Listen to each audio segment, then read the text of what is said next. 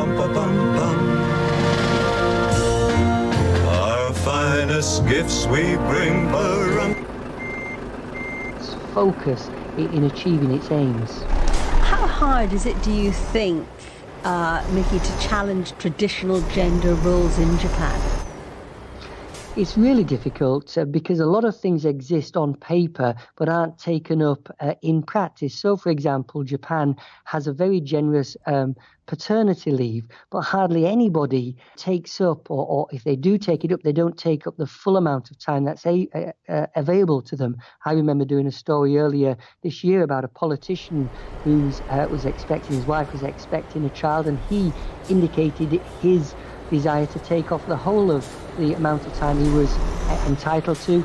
That caused a big uproar in Japan. So that just shows you how traditional attitudes are embedded in society. And indeed, when it laid out its 5-year plan, the Japanese government today, about what it was going to do to rebalance gender inequality, that's what it said. These stereotypes are just too firmly embedded in society. But as I said, it probably requires the Japanese government to do more, and all aspects of society, including men, to do more to help women achieve this goal. Michael Bristow. You're listening to the BBC World Service. Still to come here in the newsroom. India announces more than $2 billion worth of benefits for farmers amidst an ongoing farmers' protest. But first, Neil has the headlines this hour. The EU's chief Brexit negotiator Michel Barnier is briefing member states about the historic free trade deal he finalised with Britain on Thursday.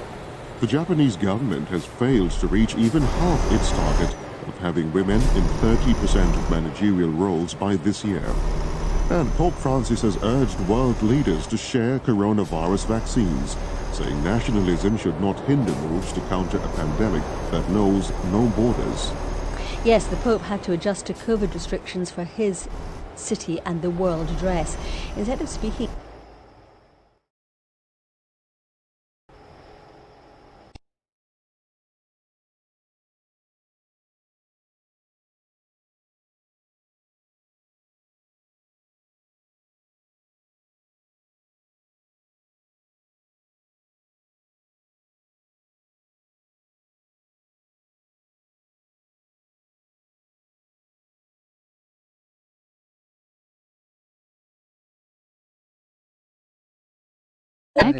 It is all the more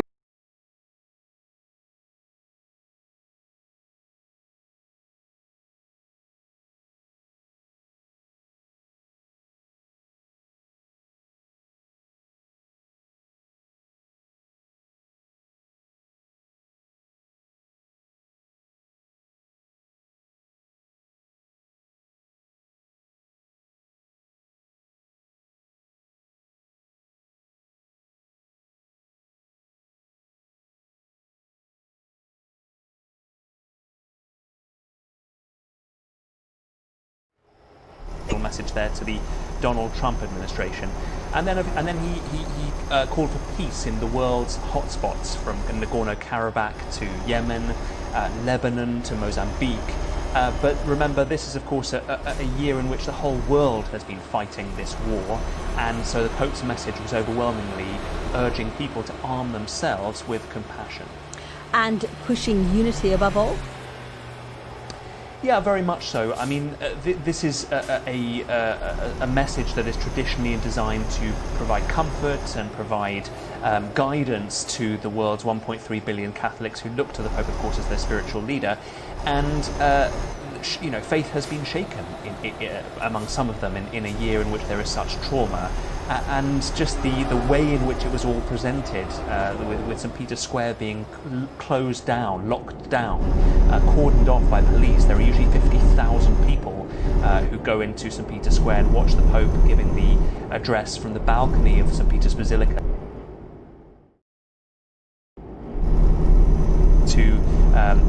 In a country, or just next to a country in Italy, that became the first country in the world to impose a nationwide lockdown back in March. It was the first country in the West to be crushed by the virus. It's the first in Europe to have a death toll exceed 70,000. So this is all very much, of course, in the forefront of Francis's mind in this much needed for many people message of solidarity and respite today. Mark Lowen. For weeks, tens of thousands of farmers have been protesting against new agrarian laws in India. Major highways around Delhi have been shut as the farmers camp on the outskirts of the capital. Now, the Prime Minister, Narendra Modi, has announced a $1 billion benefits package to try to placate the farmers. As our South Asia editor Anbarasan Etharajan, who's in Delhi, explained. The government has been doing this campaign to convince farming community in other parts of the country, saying that these new agrarian reforms, which they describe as far-reaching, will really benefit the community, and this will also free them from commissioning agents. And that's why Prime Minister Modi today virtually addressed millions of farmers, outlining the details of these policies, and also announced benefits worth of nearly $2.4 billion. The government has firmly ruled out withdrawing these laws as demanded by various farming unions, and not very far from where this event was held in the capital Delhi. And thousands of farmers, they have been camping out. It has completed a month now on the outskirts of the capital Delhi, and also there have been protests in support of these farmers across the country. So there is a stalemate here, because the government says, no, we will not withdraw these reforms, but we are willing to have negotiations.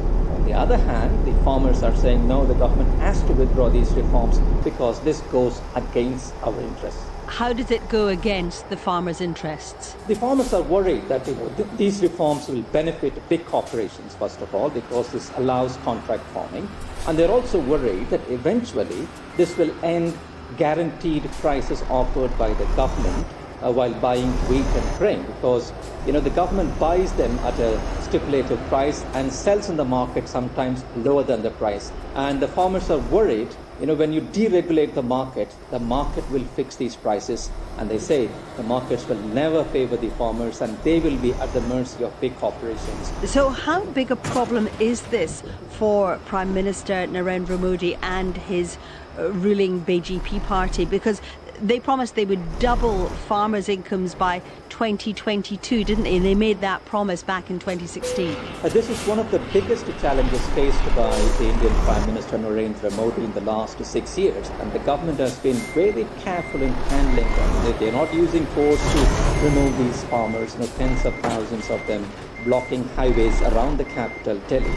And they are a powerful voting bloc, a constituency across the country. If anything happens to these farmers, then it will have a negative impact on the government across the country. Well, farmers aren't the only problem the Indian government is dealing with. COVID has loomed large too. The BBC's international correspondents followed the pandemic as it spread around the world in 2020.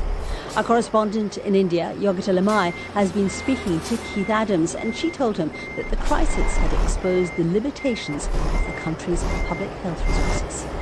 What happened with India is COVID-19 first sort of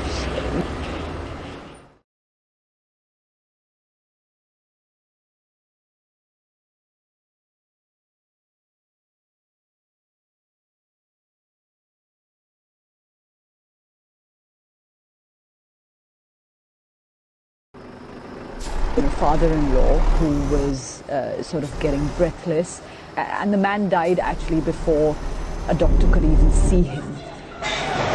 Bring oxygen, a woman pleads as she runs through the corridors of a rural hospital in Katihar, in one of India's poorest states, Bihar.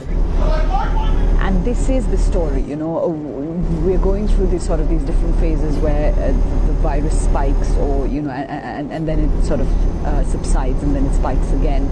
But I think at its worst, what it's doing in many places, and not just in rural areas, we've even had this situation in Mumbai, we've had it in Delhi, that people are dying even before they can be looked at by a doctor, or before they can get the medical care they needed. And I think so for what it's done for India is that it's really exposed the chronic, I would say, lack of investment in public health infrastructure. I'm just on the outskirts of Dharavi, believed to be Asia's biggest slum. Cities are so densely populated that even when we stepped out, in the early days when I don't think the virus had spread that much, you were still always surrounded by people. They want to tell you their story, especially when they're in trouble like they were, during this crisis with migrant workers trying to get home, or people in slums who were stuck without food. And so they do come rushing to you. So yes, there were instances when you felt like, am I being safe, or am I, what should I do to feel safe? I did actually contract the virus myself in August, and I still don't know how I got it. Luckily for me, and this is, we've seen this in a lot of people sort of my age in India, it was a very sort of mild infection. The minute I saw a red flag and I had a bit of a fever, I isolated from my husband. So nobody in my family thankfully caught it. But there was a time where I would worry every time I got a call from my parents that, what if they need a hospital bed and it's not available. For more than a dozen miles on one of the roads leading out of Mumbai, I've now seen thousands of people on foot trying to get back home to their villages, some of which are more than 1,000 kilometers away. India has always struggled with inequality, but in my memory, it's never been as stark and as visible as it is right now. The way in which you describe the pandemic underscoring a lack of investment and the hand-to-mouth existence of many Indians, has it forced Indians to look at the country that they live in a different way? Right now, what I would say, especially on the ground, and here I'm talking about sort of the class that literally sort of works every day and has to do that. People at this point are just, they're like, we can't be bothered with the virus anymore. We've got to make ends meet. As far as sort of the more, the middle class or the richer classes are concerned, it's a bit like, public memory is often short, and we saw these really compelling images, and I think at that time people started donating money, so that food could reach the most vulnerable people, so that there could be protective gear at the hospitals. But I think now, sort of 7 months in, people have just started moving on with their lives. But at the same time, I have to say, all the economists that I've been speaking to say that unless something is done very quickly now, and there's a way to sort of get the economy kick-started, things are going to get very difficult in sort of the next few years. Yogita Lemai speaking with Keith Adams. And Neil has some of the other stories we've been looking at. A Bangladeshi journalist who's been in prison for 7 months on charges of defaming a ruling party politician has been released on bail. Shafiqul Islam Kajol went missing in the capital Dhaka in March, a day after an Awami League MP lodged a complaint against him, saying Mr. Islam had wrongly linked the legislator to a prostitution racket. The UN says hundreds of migrants in northwestern Bosnia have spent a second night sleeping rough in freezing temperatures. The head of the mission in Bosnia and Herzegovina said conditions at an emergency camp were dire. And all airline passengers arriving in the US from Britain are to be required to test negative for COVID-19 within 72 hours of departure, amid concerns about a new coronavirus variant. The new rules come into force on Monday. Joe Biden will bring many changes when he replaces Donald Trump in January, including the animals he's bringing to the White House. Mr. Trump had no pets, the first U.S. president in more than a century not to have animal companions of any kind. Well, that was a break with a time-honoured tradition that had previously captivated Americans, as Barbara Plett-Usher reports.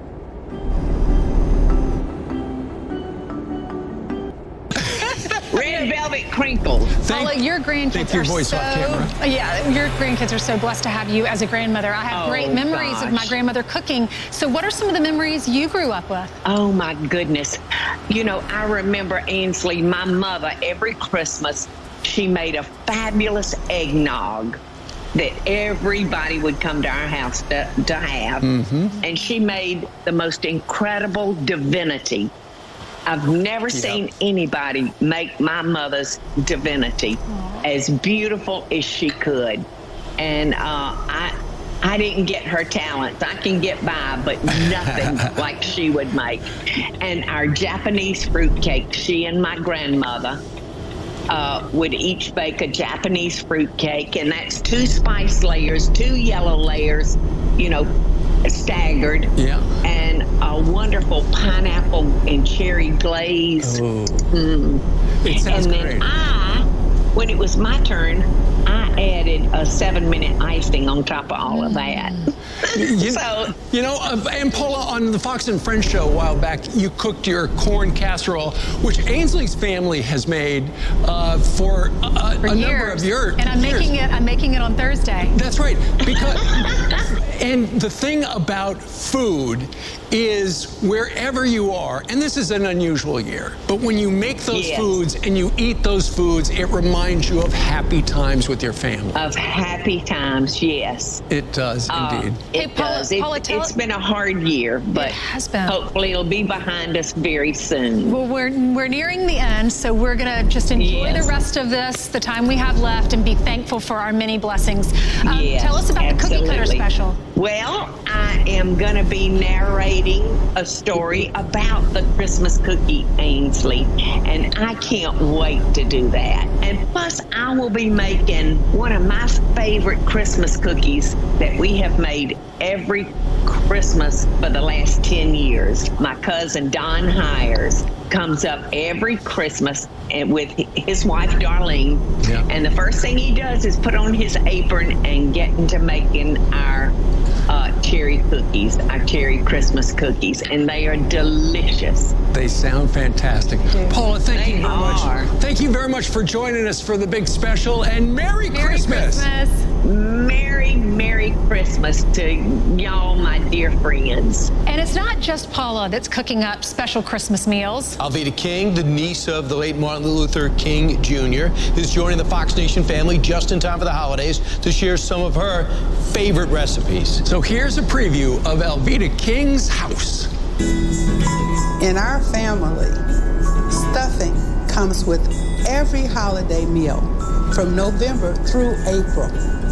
Everybody has their own little touch as to how they make it and what they put in the stuffing.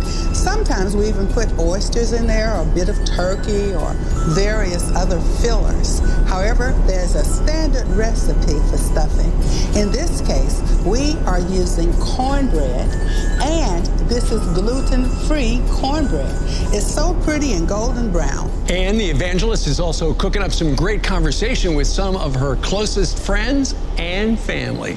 Just log on to foxnation.com to take a look, sign up, and start streaming on your phone, your tablet, or your smart TV. Okay, up next, Jesus is the reason for the season. And Pete Hegseth is here with the preview of the new original religious and historical documentaries coming to Fox Nation this December. Plus, we are counting down the minutes until the lighting of the Christmas tree at Fox Square.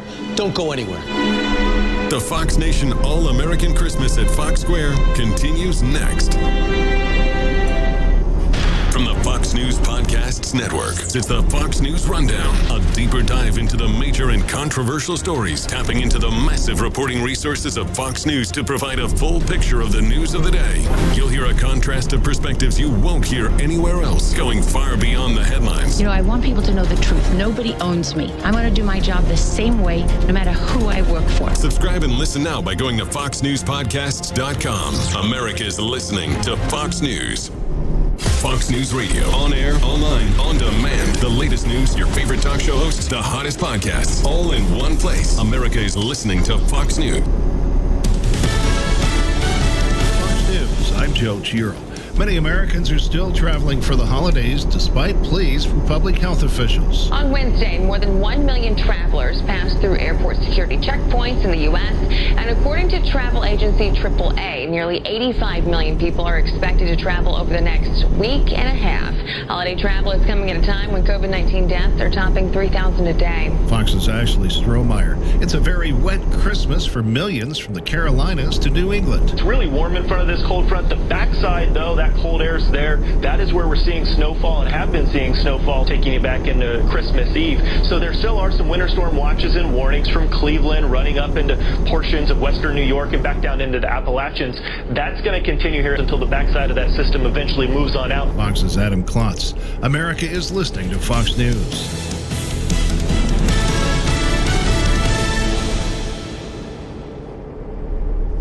From the Fox Fox News Podcasts Network. Stay on top of the latest news and information from Fox News. Listen and download the Fox News Hourly Update on your time. The trending stories you need anytime you want it. Listen and download now by going to foxnewspodcasts.com. The Fox News Rundown is a weekday morning podcast that dives deep into the major and controversial stories of the day. Hosted by the anchors of Fox News.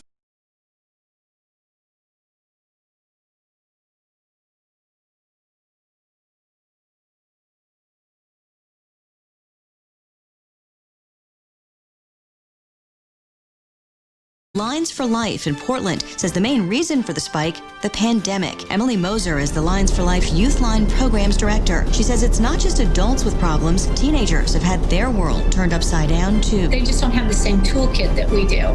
We start with that, and then you add to that these uncertainties. Throw distance learning and social distancing into the mix. That leaves teens without a chance to talk things out in ways they might normally. Youth Line connects them to peers. Ask them the tough questions. How are you feeling?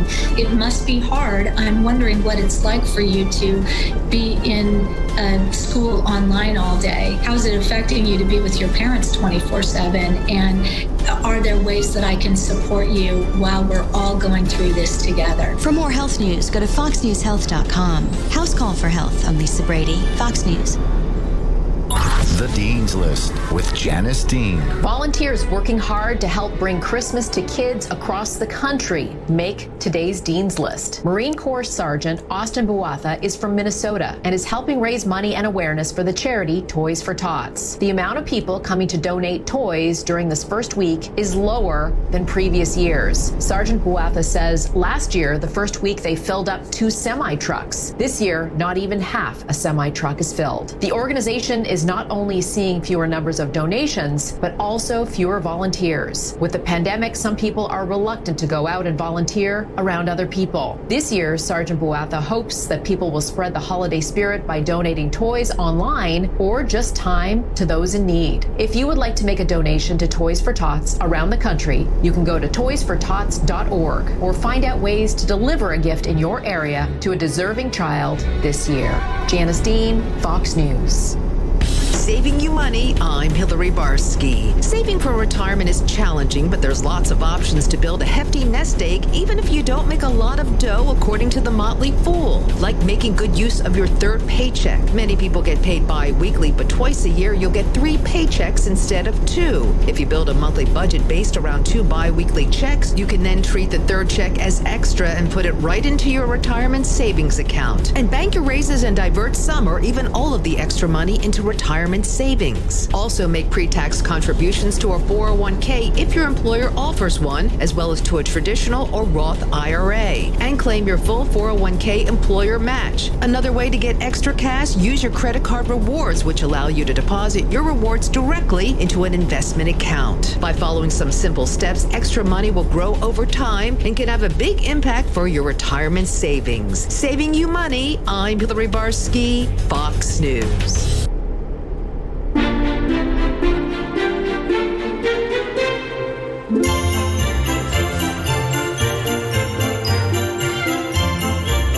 You're listening to a Fox News radio special from Fox Nation. It's the All-American Christmas at Fox Square. Once again, your hosts from Fox and Friends, Brian Kilmeade, Steve Ducey, and Ainsley Earhart. Welcome back to the Fox Nation All-American Christmas at Fox Square. Who doesn't love the Christmas classics? Have you ever heard the story behind the infamous, yes, Virginia, there is a Santa Claus letter?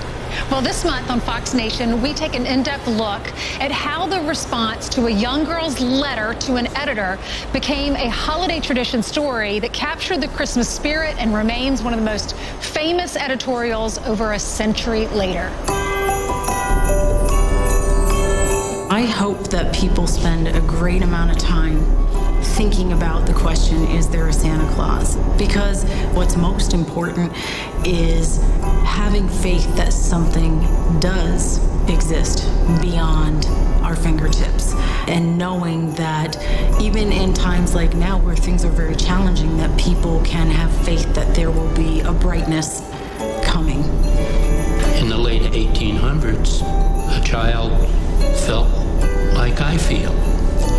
And as the child grows and becomes a parent, they want their children to feel the same thing. And that cycle is repeated, and it's repeated, and I think it'll go on. Santa Claus is with us. He's going to stay with us. And as an adult, I believe deeply in the spirit of Santa Claus. It's here. He's here. The Fox Nation special, Yes, There is a Santa Claus, debuts, so you can sign up at foxnation.com so your family will be ready to watch when that drops. Also this month on Fox Nation, we're talking about the reason for the season. Pete Hegseth is here now with a look at some of the new religious and historical Christmas content only on Fox Nation. Pete?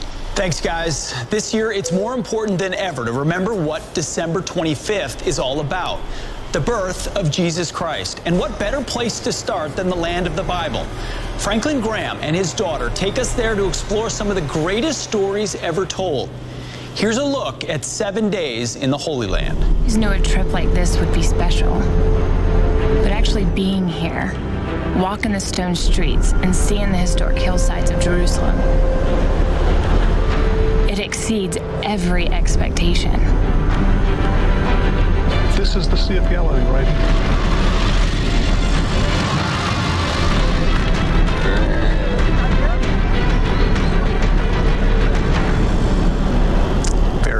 It's the land where Scripture comes to life. I've also traveled to Israel several times for my Fox Nation series, Battle in the Holy Land. One of the most special trips was to Bethlehem, the birthplace of Jesus, the foundation of Christianity. And what I found there was shocking. Such a beautiful and holy sight, but contested to this day, Christians being actively pushed out.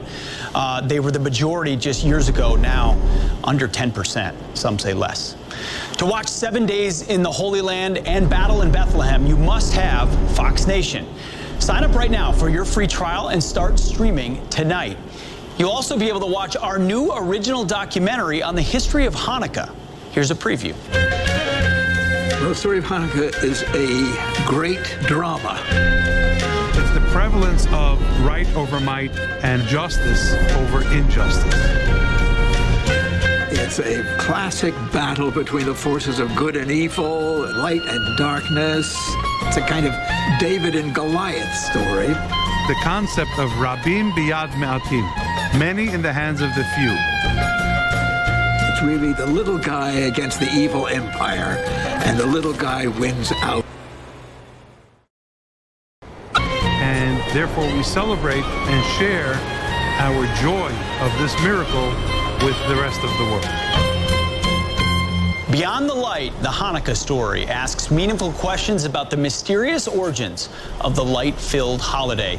You'll be inspired by the amazing story of strength and faith by Israelites outnumbered in the face of persecution. Steve, Ainsley, Brian, back to you guys. All right, still to come on Fox Nation All-American Christmas at Fox Square. We're digging into the history of all things Christmas, from the true St. Nicholas to ugly sweaters to the trees. The Coca-Cola Company created ads that showed a big, hearty Santa holding children in his lap.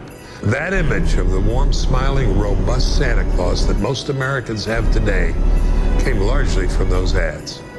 And just like that, Santa Claus made his way into popular culture. Radio City becomes a reality with the opening of an outdoor skating rink in the sunken garden of Rockefeller Plaza.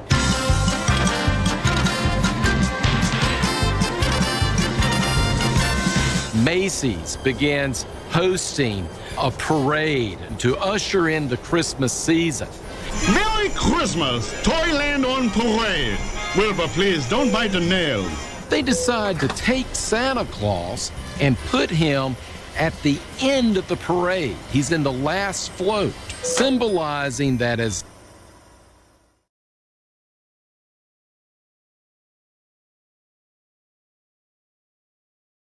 Charlie, what do you want for Christmas, Charlie? Teddy bear. A teddy bear. Well, that's too big to get into your stocking. I want to use my mother's stocking. Oh, all right. All right, that's a clip from the Fox Nation special, The True St. Nicholas, Why He Matters to Christmas. It's based on the book from our good friend and Fox Nation host, Bill Bennett. Bill brings the legendary St. Nicholas to life in this fascinating and faith-affirming book that will change the way you think about Santa Claus and about the meaning of Christmas. The book vividly captures the heart and life of someone who lived long ago, and yet whose life remains an inspiration for everyone to aspire to a higher order of generosity, giving, and devotion to others. The True St. Nicholas, Why He Matters to Christmas, only on Fox Nation. All right, now to the history of another Christmas staple. Tom Shalhoub is standing by with the origins of the ugly Christmas sweater. Tom. Ugly Christmas sweater parties have become a fixture of the holiday season. But believe it or not, there was a time in America when people wore, shall we say, boldly festive Christmas sweaters, not as an ironic costume to laugh at, but as a sincere statement of Yuletide cheer. So, right now on Fox Nation, you've got to go watch the history of the ugly Christmas sweater. We trace the origins of the tasteful snowflake sweaters in the 1950s to the gaudy get-ups of the 90s, to the Christmas costume they've become today.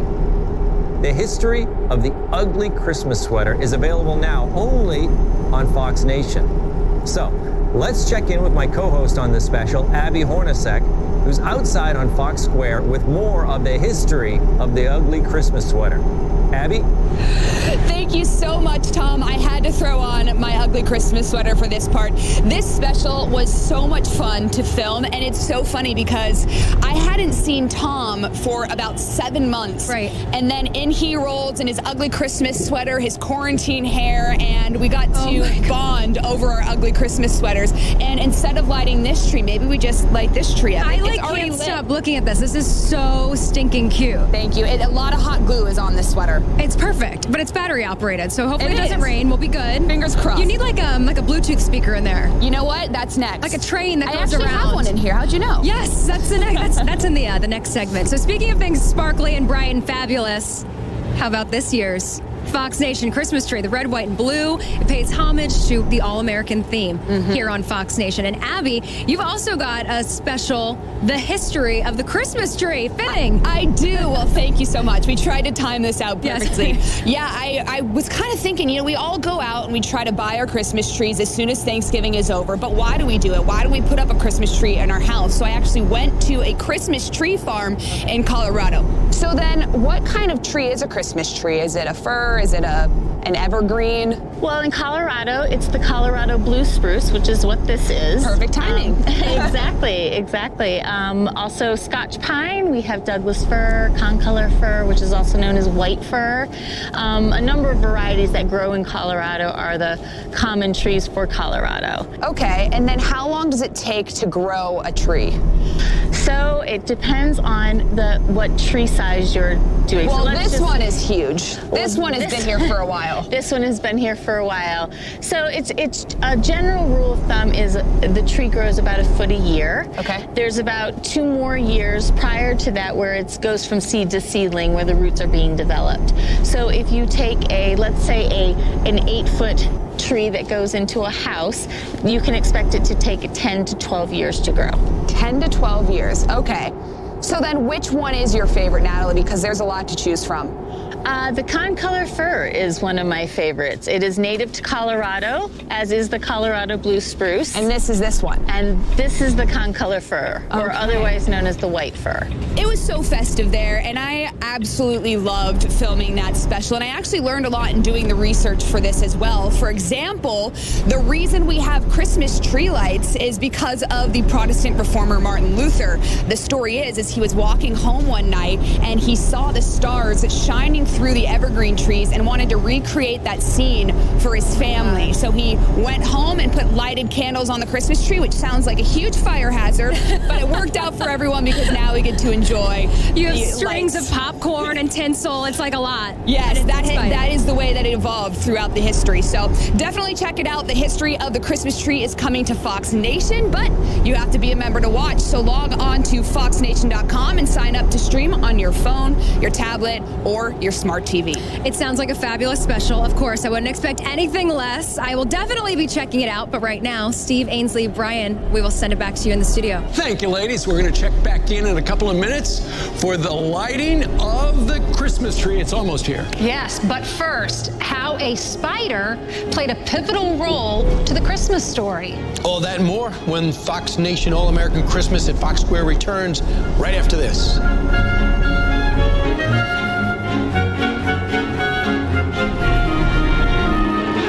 Don't go anywhere. More holiday cheer to come as the Fox Nation All-American Christmas at Fox Square continues.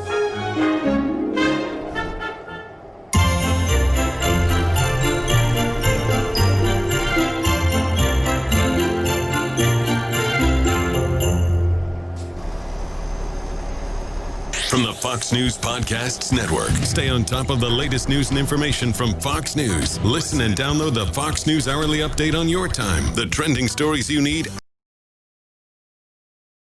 FoxNewsPodcasts.com.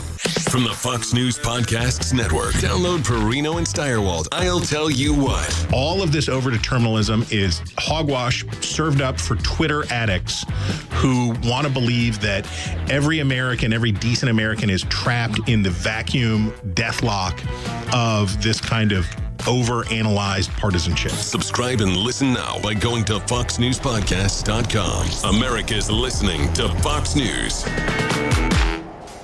The Fox News Rundown is a weekday morning podcast that dives deep into the major and controversial stories of the day. Hosted by the anchors of Fox News Radio. Subscribe now to hear a perspective of news you won't find anywhere else. Listen now by going to FoxNewsPodcasts.com.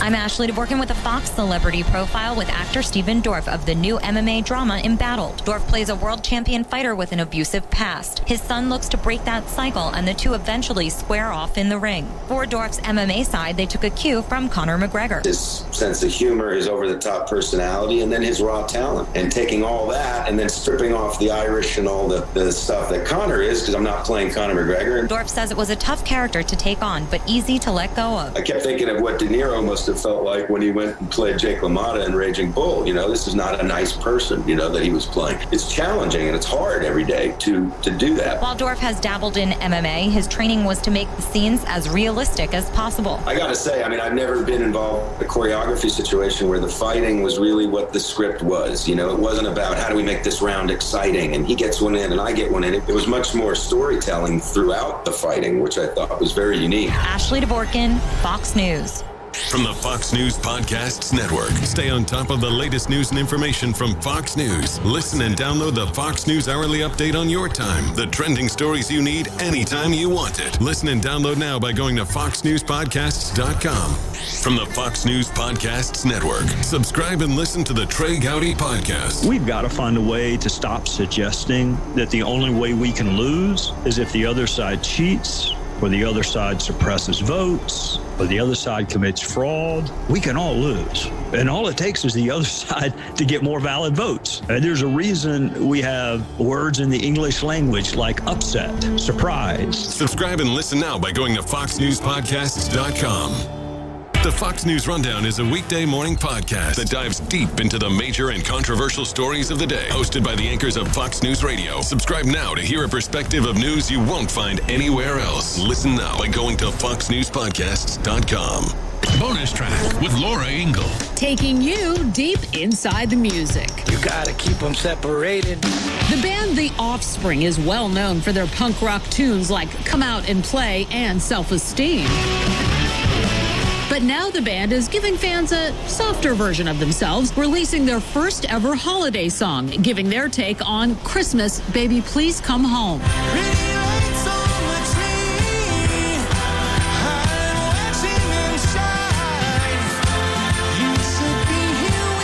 The song, produced by Bob Rock, is out digitally and will be released on a special 7-inch red vinyl edition for the holidays. Frontman Dexter Holland explained the reasoning for releasing the Christmas song, saying it just seemed like the world could use a nice holiday song right now, adding they've always been huge fans of Darlene Love, so when the idea came up to do a Christmas song, they jumped at the chance. Maybe this is what the world needs now.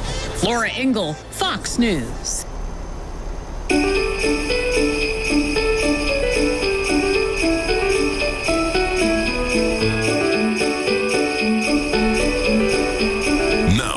to the Fox Nation All-American Christmas at Fox Square with the hosts of Fox and Friends. Once again, Steve Doocy. Christmas is a time to be with your family and friends if you're lucky. And seeing the magic of the holiday through a child's eyes is truly priceless. It is, Ainsley. This year, there's a new children's book that shines a light on a little-known story about a spider that played a pivotal role in the Christmas story. And it is written by New York Times bestselling author and Fox News contributor Raymond Arroyo.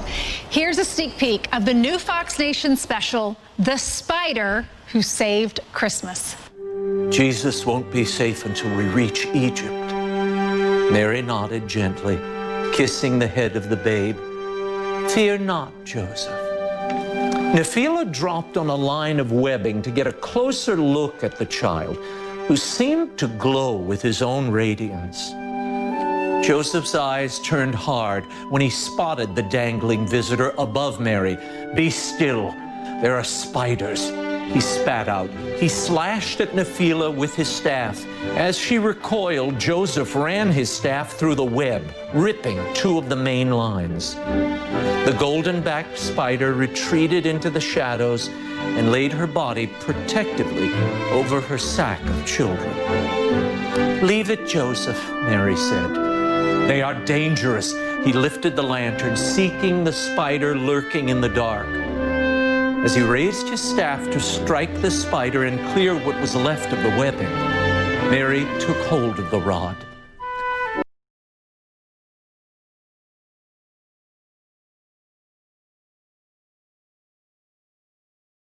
Christmas is available now wherever books are sold. And see the book come to life on Christmas Eve, only on Fox Nation. And here's a look at all the other new original Christmas specials, series, and documentaries coming this month to Fox Nation.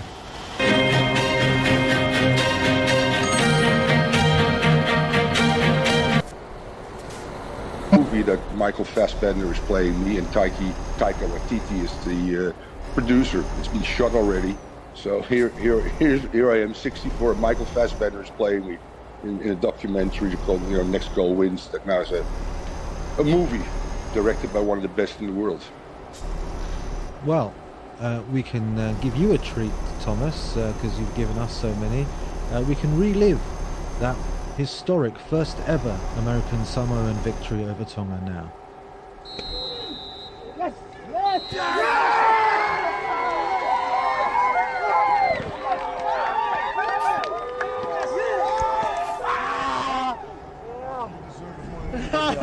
I have.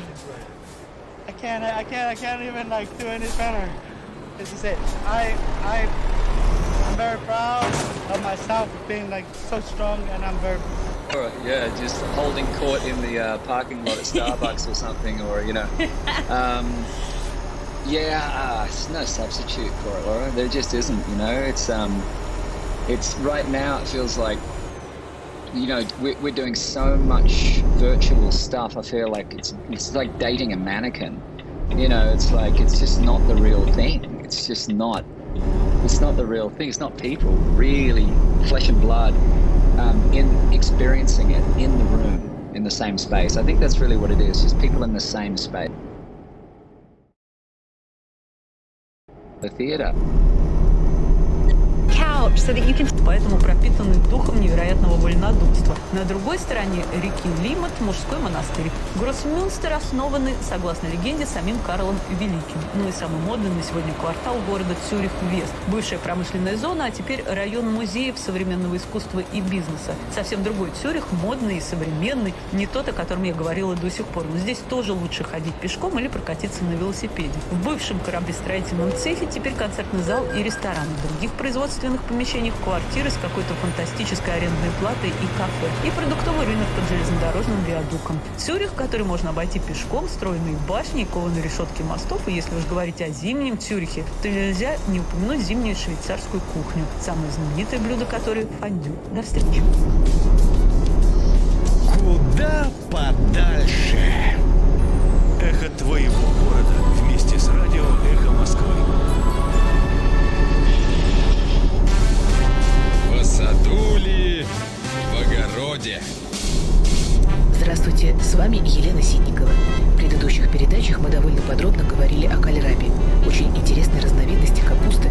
распространенная во многих уголках земного шара, но, увы, не пользующаяся большой популярностью в России.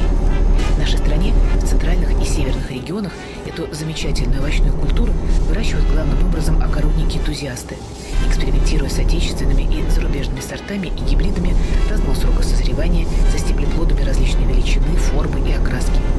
Между тем, профессионалы не устают повторять, что капуста кальраби, пришедшая к нам из далекой Сицилии и отлично чувствующая себя в умеренном климате, заслуживает более уважительного и заинтересованного отношения. Как мы уже отмечали, съедобная часть кальраби – это укороченный и сильно разросшийся стебель, так называемый стеблеплод. В зависимости от сорта, стеблеплода кальраби бывают различной формы – округлой, плоско-округлой, широко эллиптической, разнообразной окраски, всевозможных оттенков зеленого, фиолетового, малинового. Стеблеплоды одних сортов весят в среднем 100-150 граммов, масса других достигает 1, 2, 3 и даже более килограммов. Мякоть кальраби сладковатая, сочная, похожая на капустную кочерышку, но не имеющая остроты, характерной для белокочанной капусты. Что важно, стеблеплоды кальраби не только вкусные, но и полезные, в частности, необычайно богаты аскорбиновой кислотой. Кроме того, кальраби считается одним из самых ценных овощей, используемых в диетическом питании. Следует заметить, кальраби – низкокалорийный продукт. В 100 граммах мякоти содержится около 40 килокалорий. Нужно сказать, что капусту кальраби под силу вырастить на приусадебном участке даже начинающему огороднику. Эта культура холодостойкая. Взрослые растения выдерживают заморозки до минус 6 градусов. Способна расти на любых типах почв. Относительно солеустойчива. По сравнению с другими разновидностями капусты, кальраби наиболее засухоустойчива, так как имеет возможность, благодаря хорошо развитой корневой системе, добывать воду из глубоких слоев почвы. Кроме того, кальраби является одной из самых скороспелых капуст. Раннеспелые сорта формируют годные к употреблению стеблеплоды всего через 60-70 дней после появления всходов. Кстати, раннеспелые сорта кальраби можно высевать за сезон неоднократно для получения 2, 3, 4 урожаев. Капусту кальраби размножают как посевом семян в грунт с мая по август, так и рассадным способом. Весной на рассаду семена обычно сеют, начиная с середины марта. Для получения наилучших результатов при выращивании кальраби следует иметь в виду несколько моментов. Во-первых, нужно помнить, что капуста кальраби весьма светолюбива. Легкое затенение выносит, но в условиях хронической нехватки света снижает урожайность. Загущение посадок этой культуре противопоказано. Второй момент. Кальраби влаголюбива. Стеблеплоды хорошего качества получаются только при достаточном регулярном обеспечении растений влагой. При этом избыточное увлажнение кальраби не по нраву. Почвы для этой культуры предпочтительны дренированные, легкие, нейтральные или слабощелочные. Кислые земли нужно известковать. И еще высокий урожай кальраби дают на плодородных землях. В завершение передачи скажу, что в настоящее время в Госреестре селекционных достижений, допущенных к использованию, значится 28 сортов и гибридов капусты кальраби, отечественной и зарубежной селекции. Первый сорт был внесен в реестр в 1965 году. Это до сих пор популярный у огородников сорт старожил «Венская белая». Подавляющее большинство сортов и гибридов кальраби были внесены в Госреестр в 2000-х годах. Спасибо всем. Копай глубже.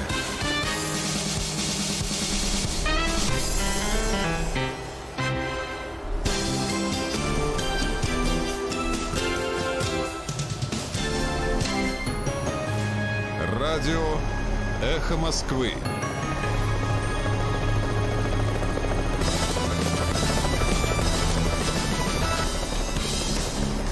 17 часов в Москве. В эфире информационная программа «Эхо», в студии Ирина Кучеренко. В этом выпуске. Юрист ФБК Любовь Соболь стала фигурантом уголовного дела по статье о незаконном проникновении в жилище. Бывший глава Серпуховского района Подмосковья Александр Шестун приговорен к 15 годам колонии строгого режима. Аналитики Сбербанка считают, что число переболевших коронавирусом россиян в 6 раз выше официального. Вы слушаете информационную программу «Эхо». В отношении юриста ФБК Любови Соболь возбудили уголовное дело по статье о незаконном проникновении в жилище. Следственный комитет также подозревает ее в применении или угрозе применения насилия. Этим утром к соратнице Алексея Навального пришли с обыском, после чего повезли на допрос в Московское управление Следственного комитета. По версии следствия, Соболь вместе с группой лиц неоднократно пыталась проникнуть в квартиру пожилой женщины в Восточном округе столицы, при этом незаконно используя форму сотрудников Роспотребнадзора. Речь идет о квартире Галины Субботиной, которая, по данным открытых медиа, является одним из собственников квартиры, где живет ее зять Константин Кудрявцев, один из фигурантов журналистского расследования об отравлении Алексея Навального. ФБК утверждает, что Соболь не входила в квартиру, а только позвонила в дверь. Есть вероятность, что таким образом Соболь пытаются запугать и отбить у нее желание заниматься политикой. Такое мнение в эфире «Эхо» высказала журналист и правозащитник, обозреватель интернет-издания МВХ Медиа Зоя Светова. Мне кажется, это просто один из следующих звоночков в отношении Любови Соболь. Власть показывает, что сейчас мы заведем такое, в общем-то, в кавычках, такое карнавальное уголовное дело, потому что проникновение или попытка проникновения в жилище, она, насколько я понимаю, просто позвонила, она никуда не проникла. Как они докажут эту угрозу и насилие, я не представляю, но это такое, в общем-то, карнавальная уголовная статья. Но это вот так, для начала. Но они просто показывают, что могут завести еще одно уголовное дело. По словам Зои Световой, главная цель властей – не допустить Любовь Соболь на выборы в Госдуму в следующем году. Бывший глава Серпуховского района Подмосковья Александр Шестун приговорен к 15 годам колонии строгого режима. Он также должен выплатить 49 миллионов рублей. В течение 8 лет ему запрещено занимать административные должности. Подольский суд признал Шестуна виновным во взяточничестве, отмывании денег, незаконном участии в предпринимательской деятельности и мошенничестве в особо крупном размере. Супруга Шестуна Юлия считает это решение приговором всему правосудию. 7 месяцев длился суд. Было допрошено около 100 свидетелей. Однако 5 дней мы слушали в приговоре судьи Юферовой жонглирование показаниями 5-7 свидетелей, которыми она подтверждает, так скажем, виновность во всех 4 предъявляемых статьях. Я подчеркиваю, что данные 5-7 свидетелей все находятся под уголовным преследованием, либо под угрозой уголовного преследования. Соответственно, они не могут объективно говорить. Люди боятся, и люди в обмен на свою свободу говорят то, что от них требуется. Юлия Шестун добавила, что российская система правосудия нуждается в полной реформации. Шестун находится в СИЗО с июня 2018 года. Свое уголовное дело он называет политически мотивированным. Защита обжалует приговор. Аналитики Сбериндекса утверждают, что коронавирусом могло уже переболеть более 11% россиян. Свои отчеты они основывают на данных математического моделирования. Об этом Олег Овчаренко. Такие высокие данные о предполагаемой заболеваемости коронавирусом аналитики Сбериндекса поясняют случаями легкого и бессимптомного протекания болезни. По утверждениям аналитиков, эти факты часто остаются неучтенными и завышают сведения о смертности, а также представление о тяжести течения COVID-19 во многих случаях. Истинный прирост заболевших авторы исследования оценивают 165 тысяч человек, почти в 6 раз больше, чем сообщается официально. По этой же методике за все время коронавирус могли перенести свыше 16,5 миллионов россиян. Все расчеты Сбериндекса основаны на выводах эпидемиологического симулятора, который учитывает динамику распространения вируса, плотность населения, географическую мобильность и ряд других параметров. Между тем, власти пока данные аналитиков не комментируют. По официальным данным, коронавирусом в России с начала эпидемии заразились почти 3 миллиона человек. Суточный прирост составляет чуть более 29 тысяч человек. Официальный курс доллара на выходные 73 рубля 69 копеек, евро 89,87. В Москве ожидается облачная погода, снег 0-2 градуса. Сейчас в столице 4 градуса ниже нуля, давление пониженное 740 миллиметров ртутного столба, относительная влажность воздуха 90%. Ирина Кучеренко, служба информации «Эхо Москвы».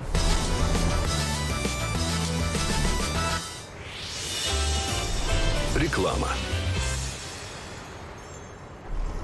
Метро доступен для всех. Оформи карту гостя за несколько минут в мобильном приложении. And I'm doing a semester abroad there, and I decided to rent a car and buy a bunch of canned food and jugs of water and live out of it and start making my own educational videos. And that evolution from young wildlife enthusiast that had big, dreams of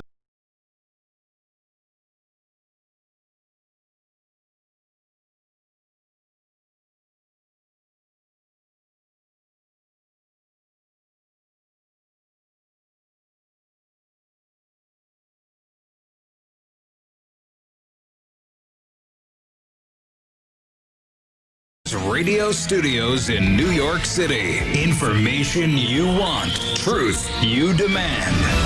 It's Brian Kilmeade. Welcome back, everyone. It's the Brian Kilmeade Show. Remember, you can always watch us on Fox Nation. Listen to me on BrianKilmeadeShow.com anytime, anywhere. If you ever have to leave our family of affiliates, your local affiliate.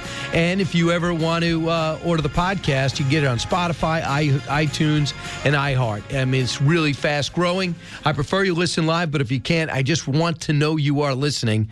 This is a chance for us to look back in this week, this break week we had of this incredible year, and some of the interviews that really stood out. For example, Jay Winnick, the esteemed historian, took on the issue of renaming schools because they're named after people like Abraham Lincoln. That's a real story. He wrote the book 1865. He knows how great Lincoln was. But coming up now is my interview with one of the finest, funniest guys you'll ever meet, conservative writer P.J. O'Rourke. Here's a listen as he talks about his new book and the country today. A cry from the far middle, dispatches from a divided land. He's taken on socialism head on. We're all appalled by the fact that it seems to be resonating in today's world. In fact, almost 50% of young people seem to view socialism in a positive way, young adults, and it's only growing from there. 7 in 10 millennials say they'd vote for a socialist, hence Bernie Sanders. It's not because of his hair. P.J. O'Rourke joins us now. Hey, P.J., welcome back. Well, I'm glad to be back, and boy, yeah, what's going on here? I mean, first place, having been a young person once, I seem to recall that young people are crazy. So that's one explanation. Well, I'll give you your quote. I love your quote. P.J. O'Rourke, young people are not only penniless and powerless, they're also ignorant as hell. It comes with the territory. There's no doubt about that. But I think probably the main thing that young people aren't seeing, it's just historical. It's just a matter of time. For young people, the fall of the Berlin Wall, which is like yesterday for me, is a long, long time ago. As long ago for me as the Great Depression would be. And they just haven't seen how badly this thing works. They could go look at Venezuela, but I mean, Venezuela seems to be, I don't know, sort of a nutty outlier.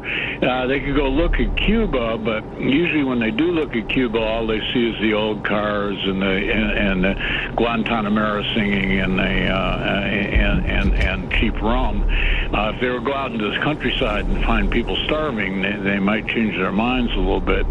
It just doesn't work. Putting the government in control of an economy is an economic disaster. I mean, even go ask the Communist Chinese. The Communist Chinese got over socialism, and they're communists. So, PJ, do you think you have never really struck me as somebody in the middle? What do you mean a cry from the far middle?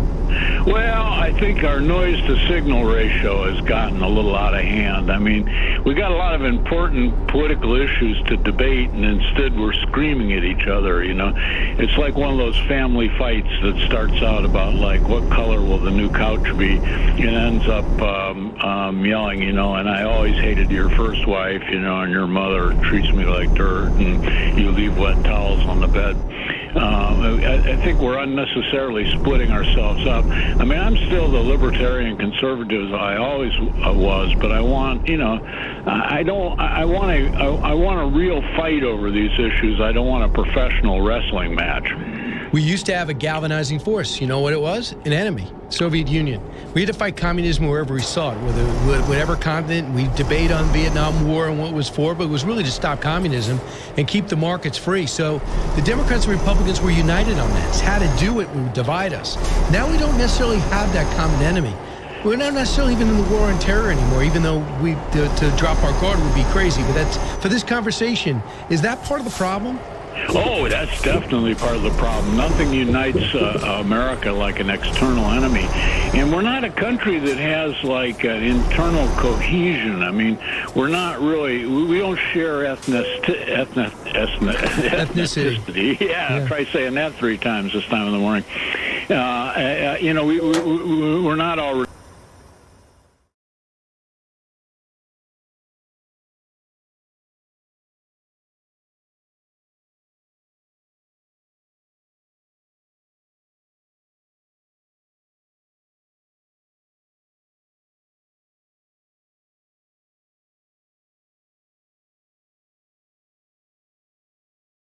threat. When we don't have an exterior threat, we pull apart. What I think concerns me, but maybe not you, when I want to put words in your mouth or thoughts in your head, because you have so much in there, is that people are ripping apart our history. They're not even talking about the future, but they're upset about our past. Always easier to change the past than it is to change the future. We all have a chance to change the future, but it's just much easier to turn around and pretend that things were, that America is founded on original sin. Well, America was founded by human beings with all the sins that to that, but I mean, this country was not created in order to divide people, and not created in order to categorize them, and not created in order to oppress them. It was created to turn them free, imperfectly, because it was created by human beings, and human beings are imperfect. And you think about the progress we have made since 1776 in terms of the freedom of individuals, whatever their gender or their color or their gender preference or so on. The progress has been amazing. It's been amazing in my lifetime. And to see this just despised and ignored and refuted, and see all the screaming and yelling in the streets, it breaks my heart. It also was kind of stupid. Frederick Douglass was not the problem. He was an escaped slave. Don't take his stature down. Abraham Lincoln was not a problem. He did some pretty good things, according to reports. I wasn't there, but I've read some of them. So they're going after the wrong people. Well, of course they are. Once you start inspecting the feet of your heroes, you find that they all have a bit of clay in them, And we could pull down. There's probably nobody on earth whose statue doesn't deserve to be pulled down. But it won't change the past. You can't change the past. Right. It's best to acknowledge it. So, funnily enough, who was opposed to Confederate war monuments? Who? Robert E. Lee. He said that Confederate war monuments should be limited to those commemorating the dead, basically to graveyards. He said that to establish Confederate war monuments beyond concern for and pity for the dead was to be divisive. And that's a great point. And our leaders back then were so concerned they were going to come apart again. They wanted to go out and do what Lincoln said. It says, don't go for revenge. We got to come back together. You put down your guns. You sign your loyalty. Let's move forward. And that's really the spirit in which a lot of those statues were made. It's true. And so when you talk about anger today, I thought this soundbite would be perfect to build on your case, P.J. O'Rourke. Cut 37. The name Nancy Pelosi.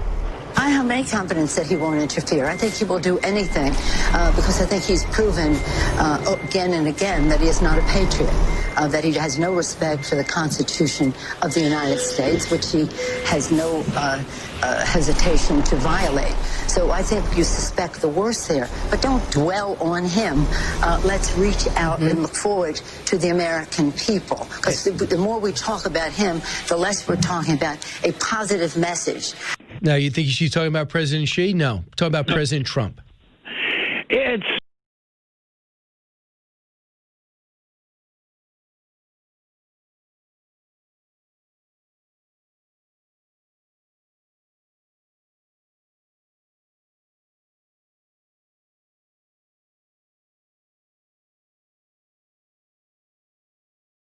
as a sort of an inarticulate, prolix version of basket of deplorables. That you people who see something in Trump, or had hopes for seeing something in Trump, or considered Trump to be a useful shakeup of a really sort of elitist, inert, complacent system, you're just bad people. And we're not going to take you into account, even though you half the nation. So, PJ, put this in perspective then, because no one has to tell you what everyone thought of Reagan when he was as a president. He was detached. He was a figurehead. He was dumb. He was losing it. Now he's looked at as one of the greats. When you remember Bush 41, what a great resume, what a great accomplishment, what a great family. They looked at him as weak. He didn't win re-election. Bush 43, his numbers are going up. Well, he was really, they like to call him dumb as well. And these doses might arrive. No further details so far. Successful they are. Many talk about not fitting in, especially when they're at school. That was certainly true for one of my final interviewees of 2020, the inimitable pop star Youngblood. But he told me that as he's got older, he's proud to be, in his own words, weird. I remember I went into school when I was younger. It was own clothes day and I couldn't wait to wear nail polish and straighten my hair. I mean, Mum and Dad were like sick, you know what I mean? They loved it. My dad had a guitar shop, so he's seen it all, you know what I mean? But I remember the teacher was like, boys don't wear nail polish in front of the whole class. And I remember that being like a punch to the gut. I'm just like, I think that pain and that hostility kind of gave me something to kick against. And I always work better when I got something to kick against. And I don't know, I love Yorkshire. And I kind of had we're playing our first show in Donny ever next year. And I'm just a bit like, Homecoming. Homecoming, man. It's going to be like, I know what all the locals are like, look at all them bunks at Donny Station. I don't know what's happening here. Is there some goth convention or something? It'd be hilarious. Was growing up, was music always an outlet for you? But I was like, because I grew up in a guitar shop. You know what I mean? My old man had a guitar shop with my granddad in Leeds. And there's literally a picture of me, 6 hours old, outside the hospital on the counter in a car seat with a Beatles ukulele across my knee. So I couldn't really be an accountant, do you know what I mean? And, and I'd go into shops on Saturday. I'd go into the guitar shop on Saturday and I'd see all the lads, 18-year-olds with nose rings. I was just like, oh, I want to be just like you. Maybe I don't really want to know. I thought they were so cool. And they were just blasting Oasis and Blur and kind of I don't know, bands like The Enemy and the Fratellis and stuff when I was growing up, and I was like, yo, I proper want to be in a band. And then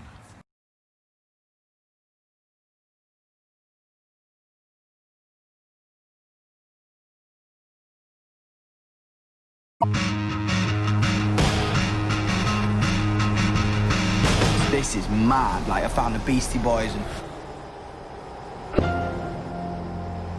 declaration which you referenced on August 22nd, which was profoundly significant, not only to help us support our mutual aid system, but also individuals that are in desperate need of support. They went on with global warming, we differ. They said, yeah, we will clean up the forests, yep, but on global warming, we differ. He goes, there was no barbs. I'm sure there's going to be pressure from both parties from Gavin Newsom's party to the Democratic Party to say something bad about the president, I'm sure. But in that moment, I realized how much leadership and decorum could trickle down to the rest of the country. Am I wrong? You are not wrong. That was a gentlemanly statement, and then we could use a little bit more of that, couldn't we? And I think you could still find some humor in that, PJ. Oh, yeah, absolutely. Here's the most anti-Trump state on the face of the earth, and a very anti-Trump governor who knows how to say thank you when the federal government does something that's right for his state. And that little soundbite improves my opinion of Newsom enormously. So you really owe me a lot. I do. There you go. Go out and pick up P.J. O'Rourke, best-selling author, as good as it gets. His latest book, A Cry from the Far Middle, Dispatches from a Divided Land. P.J. O'Rourke, thanks so much. Thank you. Go get him, P.J. Back in a moment with your calls at 1-866-408-7669. Educating, entertaining, enlightening. You're with Brian Kilmeade.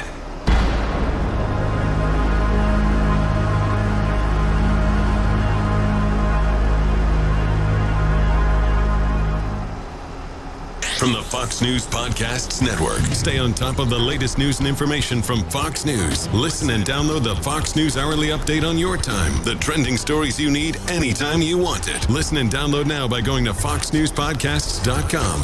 From the Fox News Podcasts Network. Subscribe and listen to the Trey Gowdy Podcast. We've got to find a way to stop suggesting that the only way we can lose is if the other side cheats, or the other side suppresses votes, or the other side commits fraud. We can all lose. And all it takes is the other side to get more valid votes. And there's a reason we have words in the English language like upset, surprise. Subscribe and listen now by going to foxnewspodcasts.com.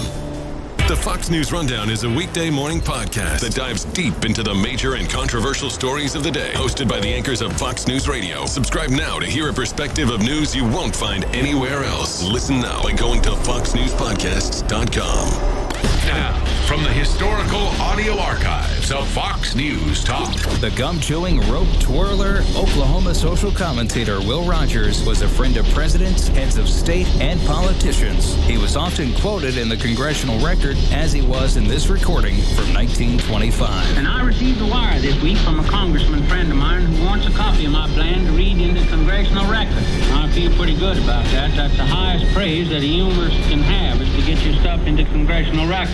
You see, ordinarily, you got to work your way up as a humorist and first get into Congress, and then you work on up into the Senate, and then if your stuff is funny enough, it goes into the Congressional Record. But for an outsider to get in there as a humorist without having served his apprenticeship in either the House or the Senate, well, I'm not bragging, but by golly, I feel pretty big about it. Stay tuned to hear more history as it unfolds before your ears. It's the audio archives of Fox News Talk. It would be hard for somebody to get away with this by themselves. Somebody out there wasn't just an assistant. They got caught up in it. Next on the House of Broken Dreams, we hear from a former Orlando homicide detective who is not giving up hope of solving Jennifer's case. It just takes the right person at the right time, and one day may say something to the police, and the police will help a family find resolution. Available now on Apple Podcasts. Did you hear the news? Now you can. With instant updates from Fox News for Amazon Alexa. Breaking stories and top headlines. Daily coronavirus developments. The economy, and so much more. Brought to you by Fox News, America's #1 cable news network. Plus, setup couldn't be easier because everything's ready to go in the app. Just say, Alexa, play news from Fox. In Fox News. It's the latest when you need it, on demand, from Fox News and Amazon Alexa. Now, from the historical audio archives of Fox News Talk. Jesse Ed Davis, one of the few successful Native American rock artists, was well known as a session guitarist who recorded solo albums, as well as working with a who's who of major artists in the 1970s and 80s. In a 1972 interview, Jesse discussed recording albums in the heyday of AM radio's programming demands. To have to consider the fact that you're making a commercial product, have to consider the fact that you have to fit in line with the company's image, you have to consider the fact that you have to try and get your record played on AM radio is almost an incredible limitation on a person's music. And I really find it very degrading, personally. Do you bend to the way they want you to play, or do you be true to your music, your art? You know, it's so rough. Stay tuned to hear more history as it unfolds before your ears. It's the audio archives of Fox News Talk. Saving you money, I'm Hillary Barsky. For people without health insurance, there's a low-cost option for routine care, an online marketplace where a high-priced MRI can become affordable. David Goldhill is CEO of Sesame, which operates in several cities as well as through telemedicine. If you're willing to pay up front and directly are looking at somewhere between $275 and $450. For telemedicine appointments, which you'll often see priced as little as $25 or $35. Patients get the price before seeing the doctor. Radiologist Kirsten Dickerson says that's helpful for doctors. You know, this is money the same week, not, 6 to 8 weeks down the line, like with the traditional insurers. Goldhill says a service like Sesame is not just for the uninsured. Most of our customers actually do have coverage, just the deductibles are so high. While Sesame vets the doctors on its site, patients can decide if a provider is a good fit for them. Saving you money, I'm Hillary Barsky, Fox News. Brian Kilmeade.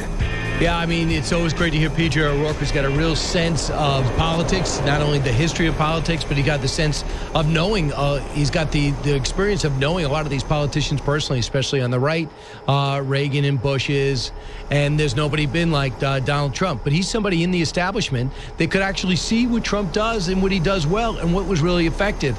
I actually look at PJ O'Rourke as an example of people like Marco Rubio, people like Ari Fleischer, people like Mark Thiessen, traditional Dana Perino, traditional Republicans who maybe don't like the president's crassness, wish he wouldn't tweet, wish he wouldn't be sometimes more as accessible as he is, in such an open book as he is, don't really agree on certain things. For example, the pullout of the troops, the de-escalation against ISIS. Those are little things. But when you see the Abraham Accords, you could say, well, he's a little bit different than everybody else, but man, that is an accomplishment. Oh, he's a little abrasive with NATO, but man, they're taking more responsibility for their own defense, and they are paying a little bit more. Well, with China, we wanted to set up free trade and bring them along. Well, they've been proven to be distrustful and nothing but an enemy. We just calling them out. So I think that's why I give old school Republicans credit, like William Bennett, for example. I mean, the traditional classiness of Ronald Reagan, that was the person that William Bennett was asked to work for, and George Bush. And because Trump was different doesn't mean he didn't like him. I put Newt Gingrich in that category as well. But it's always great to see somebody who can not only look at a situation, analyze a situation, but bring humor to a situation. That is PJ O'Rourke. And also, this has been an election season like no else. I mean, people have lost friends. People have lost family. They just don't keep in touch. It's not even worth it. And then the extended period with the election, still unknown, still recounts happening, a lot of tension in these different states and the recounts and the approach with Rudy Giuliani and the way he's doing things legally and the way Dillon would be doing things equally differently. This is all up for debate, which has made this endless election season. Then you find out that the election season's not going to end until January 5th because we have 2 runoffs. So what's the big deal? Oh, yeah, the big deal? The power in the Senate. Oh, and what's the big deal? Joe Biden and his left-wing entourage will get rid of the filibuster, pack the courts. And I don't care what Joe Manchin said. There'll be too much pressure on him not to do it. He'll pack the courts. And don't be surprised if Puerto Rico and Washington, D.C. become states. So that's what's at stake in the election season that doesn't end. But I have a prediction. I really think things are going to wind down this upcoming year after a while, because there's not going to be a Donald Trump constantly in the news cycle doing things for my sake I find intriguing, endlessly interesting to talk about. You got one of the most boring politicians out there that's going to be really run by his staff that had never had any big ideas, who thrived under cutting deals, but I don't think his party is going to let him unless the Republicans make him, because they're the ones who have to win the Senate. I'm talking, of course, about Joe Biden. And if Biden doesn't do what everyone says, you know my theory, all of a sudden the Hunter Bidens the stories start coming up on the front page of the New York Times. And they're so ironclad, the only thing Joe Biden can do is go into the sunset to avoid controversy with his family. Stay tuned for that. We come back, a segment you don't want to miss. You listen to The Brian Kilmeade Show. BrianKilmeadeShow.com. Listen anytime.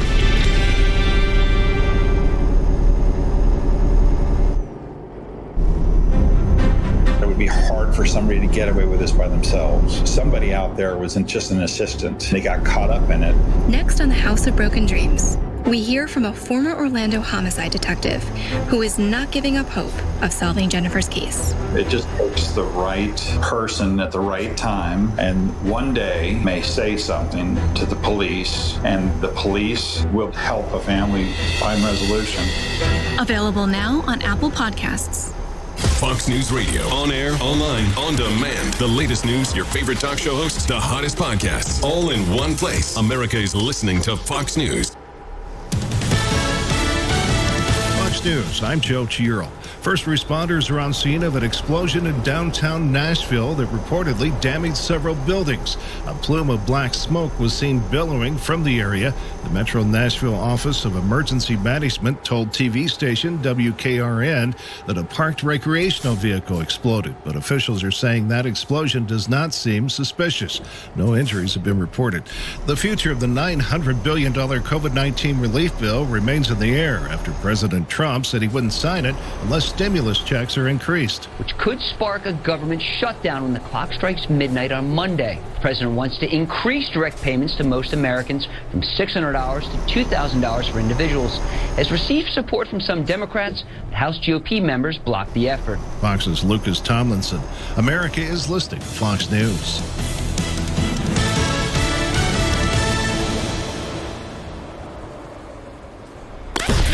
From the historical audio archives of Fox News Talk. Barack Obama ran an almost flawless campaign in 2008, concluding with his election as the 44th president and the first African American to lead the United States. In early 2008, he spoke to supporters in Chicago. The challenges we face will not be solved with one meeting in one night. It will not be resolved on even a super-duper Tuesday. Change will not come if we wait for some other person, or if we wait.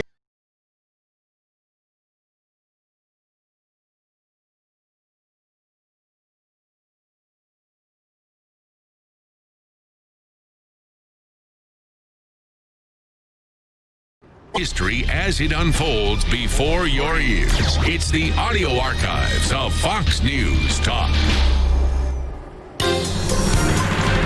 This is House Call for Health. President-elect Joe Biden is putting together his health team. At the top of the list, California Attorney General Javier Becerra for Health and Human Services Secretary, although his nomination is already drawing criticism from the GOP. Republican Arkansas Senator Tom Cotton says Becerra, quote, spent his career attacking pro-life Americans and tried to force crisis pregnancy centers to advertise abortions. Other members of Biden's health team, Dr. Anthony Fauci as his chief medical advisor, but he'll also hold his position as director of the National Institute of Allergy and Infectious Diseases. Dr. Vivek Murthy for Surgeon General, the same position he held in the Obama administration. Chief of Infectious Diseases at Massachusetts General Hospital, Dr. Rochelle Walensky for director of the Centers for Disease Control and Prevention. For more health news, go to foxnewshealth.com. House Call for Health. I'm Lisa Brady, Fox News. It would be hard for somebody to get away with this by themselves. Somebody out there